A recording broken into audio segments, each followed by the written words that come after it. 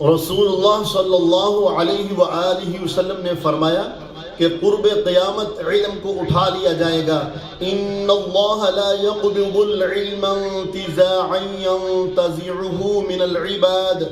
اللہ رب العالمین علم کو اس طرح نہیں اٹھائیں گے کہ لوگوں سے چھین لیں، بلکہ وَلَكِنْ يَقْبِضُ الْعِلْمَ يَقْبِضُ الْعُلَمَاء، بلکہ علماء کی وفات کے ذریعے علم کو دنیا سے اٹھا لیا جائے گا. حَتَّى إِذَا لَمْ يُبْقِ عَالِمًا، جب دنیا میں کوئی بھی عالم باقی نہیں رہے گا. اتَّخَذَ النَّاسُ رُؤُوسًا جُهَّالًا، جاہل سردار مفتی بن جائیں گے.